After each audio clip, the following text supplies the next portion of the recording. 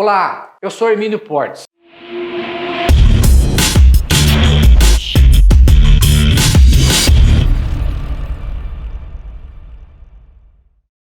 Olá pessoal, esse vídeo trata especificamente sobre o IPVA do ano de 2022, a partir de janeiro. Para a fixação do valor do IPVA, existe uma peculiaridade do poder público.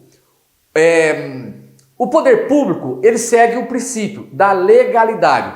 De maneiras gerais, não existe um código administrativo, como existe um código penal, onde estão os delitos, o código civil, o código de processo civil, o código de processo penal. Para a administração não existe um código administrativo. Então, a administração pública, essencialmente, ela é administrada e deve respeitar a princípios adjacentes a esse, mas os principais são esses: da legalidade, da impessoalidade, da moralidade, da publicidade e da eficiência. O princípio da legalidade fala que a administração pública não pode fazer o que ela bem entender. Sempre vai ter que ter uma lei falando faça isso ou não faça isso, porque ela não responde por uma única pessoa, ela responde em nome de uma coletividade. Então sempre vai haver uma lei dizendo o que ela pode e o que não pode fazer. Por isso que ela não tem a oportunidade de favorecer alguém e desfavorecer outro, porque se fizer isso estaria cometendo um ato de improbidade administrativa. Mas isto é matéria especificamente para a área jurídica, do qual eu pretendo fazer um curso. Mas, baseado nisso, fiz apenas essa breve síntese para saber que a administração pública sempre seguirá a lei. E no caso do Estado de São Paulo, a lei que regulamenta o IPVA é a 13.296, de 23 de dezembro de 2008. E lá fala qual é a base de cálculo, qual a alíquota que incide, como deve ser feito o cálculo do IPVA. Essencialmente, o IPVA é feito da seguinte maneira: o cálculo é a multiplicação da alíquota pela base de cálculo. Vamos ver o que diz a lei. O artigo 10 da Lei 13.296/2008 fala do cálculo do imposto. Artigo 10. O valor do imposto será obtido mediante a multiplicação da alíquota pela base de cálculo. Então nós vimos que para a formação do cálculo do IPVA são dois os elementos: a alíquota e a base de cálculo. Vamos ver qual é a alíquota. A Lei 13.296 de 2008, no artigo 9º, fala: a alíquota do imposto aplicada sobre a base de cálculo atribuída ao veículo será de, para que nos interessa, é o inciso 4, 4% para qualquer veículo automotor não incluído nos incisos 1 a 3 deste artigo. O primeiro elemento nós já temos, que é a alíquota, que é 4%. Agora resta o segundo, que é a base de cálculo. Sobre qual valor esse 4% será multiplicado? Isso que é importante. A lei também esclarece, ela especifica qual é a base de cálculo. Vamos vê-la.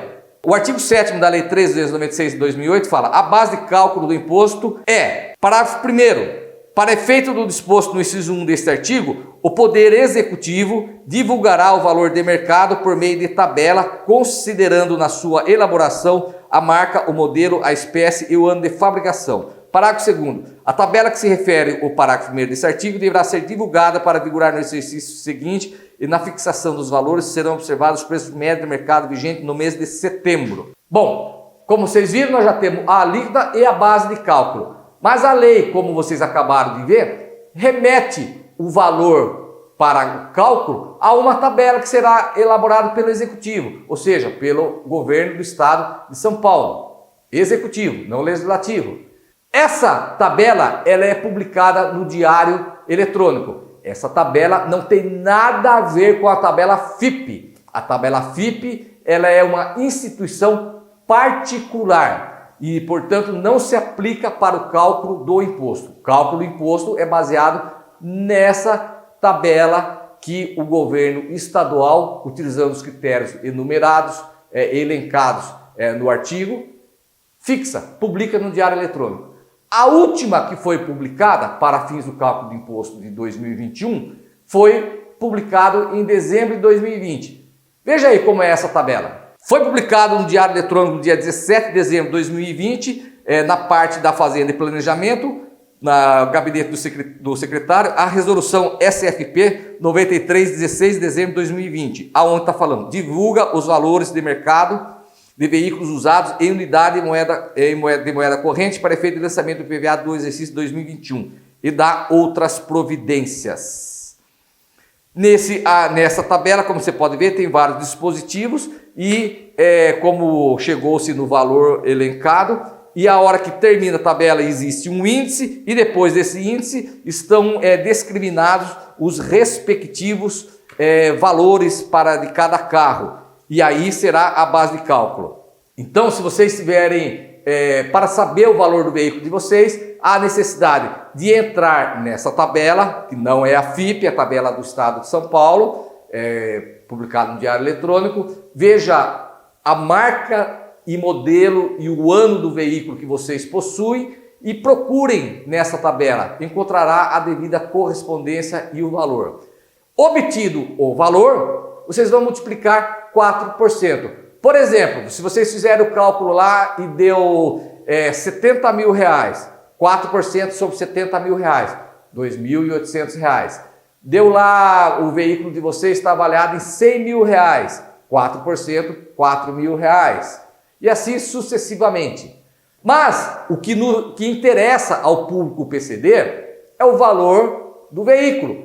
Por quê? A isenção do IPVA, ela tem um teto fixada pela lei.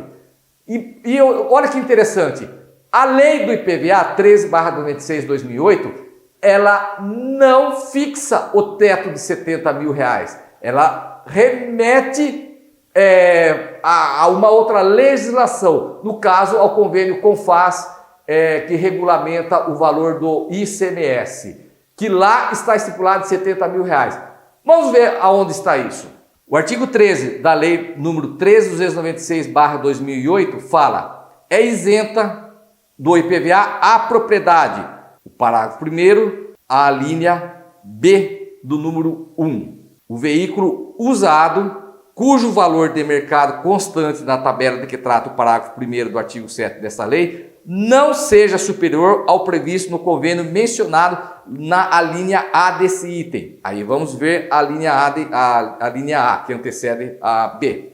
O veículo novo, cujo preço de venda ao consumidor sugerido pelo fabricante, incluídos os tributos incidentes, não seja superior ao previsto em convênio para a isenção do imposto sobre operações relativas à circulação de mercadorias e sobre prestações de serviço de transporte interestadual e intermunicipal e de comunicação, ICMS, na saída destinada às pessoas com deficiência. Então nós vimos que ele fixa o teto de 70 mil reais, remetendo à lei 13.296/2008, a submissão da lei que concede a isenção do ICMS. No caso, não é uma lei, porque é feito pelo CONFAS, os acordos, e esse CONFAS, o convênio do CONFAS, para entrar em vigência no estado, em cada estado, né, precisa de um decreto. Então, no caso, o decreto 62259/2020, 19 de outubro, que lá que está fixado em 70 mil reais o valor da isenção para a isenção do ICMS. Então, por óbvio, os veículos que tiverem valores superiores a 70 mil reais perderão a isenção do IPVA. Mas o ponto não é esse. Isso foi o que o governo fez. Ele preparou o que ele achou cabível. Então, ele está oferecendo isso para o público PCD. Mas não deve ser considerado tal fato. Por quê? Como eu sempre falo, nós não nos podemos conformar com o que nos é oferecido. Nós temos que saber se aquilo é correto, se é constitucional e se é legal. Então, temos que discutir e ver aonde está esse erro. Ora, para mim o erro é flagrante. A partir do momento que você congela o valor de isenção em 70 mil reais, não é justo você atualizar a base de cálculo. Ou seja, anualmente a base de cálculo, o valor do veículo, ele é aumentado. Ele aumenta. Então, o valor de isenção fica limitado a R$70 mil. Isso cria uma diferenciação, isso fere o princípio da isonomia. Está se tratando de maneira desigual.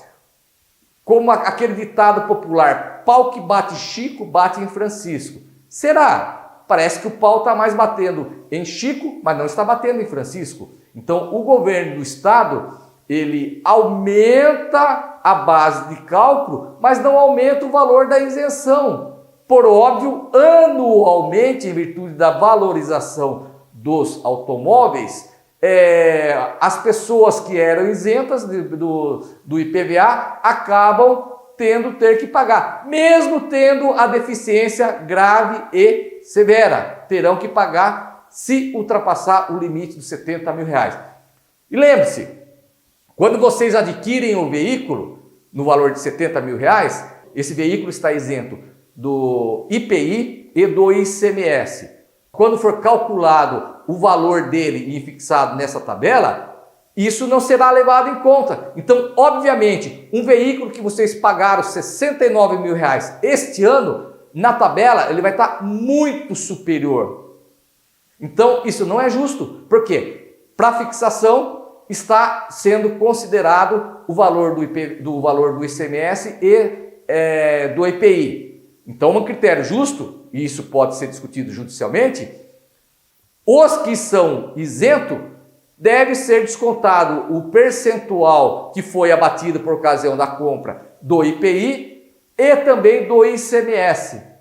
Obviamente, se esse percentual, vamos imaginar a soma dos dois, apenas como exemplo, for de 30% e o veículo lá na tabela estiver avaliado de vocês em R$100 mil, então tira os 30%, como eu disse, apenas como exemplo, os 30% que não foram pagos como os impostos, o IPI e ICMS, ele terá o valor de R$70 mil dentro do limite.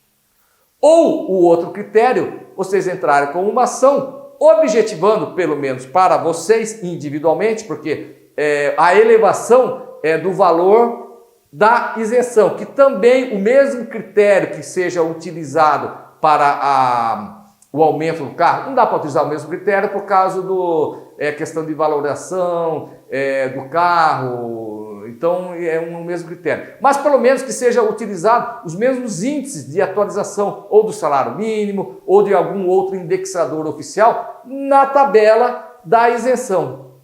Isso vocês só conseguem judicialmente. Lembre-se, como eu sempre falo, o Poder Judiciário é a última trincheira do cidadão honesto. É lá que vocês conseguem restabelecer o direito de vocês. E lutar pelo direito de vocês é pura cidadania. É exercer o direito garantido constitucionalmente. Então, não se conforme com o que está lhe sendo oferecido. Preste atenção se o que está sendo lhe oferecido está correto, é legal, é constitucional. Um bom critério para vocês saberem o que é legal ou ilegal é aquela sensação de injustiça. Todas as vezes que a uma pessoa média ela tiver aquela pessoa de aquela sensação de injustiça, sempre haverá uma lei para regulamentar essa situação ou distorcer ou eliminar essa injustiça. Por quê? A legislação ela existe para permitir o convívio da vida em sociedade. Então, aonde tem um burburinho dentro da sociedade e não está regulamentado, compete ao Estado chegar e regulamentar aquela situação. Bem ou mal, está regulamentado. E depois de regulamentada, vamos discutir judicialmente se está certo ou está correto, porque o judiciário pode fazer isso por força de disposição constitucional, princípio constitucional. Nenhuma matéria foge da apreciação do Poder Judiciário. Se esse vídeo for útil, por favor, compartilhe. Me sigam nas redes sociais, se inscrevam no meu canal. Muito obrigado, fiquem com Deus e até a próxima.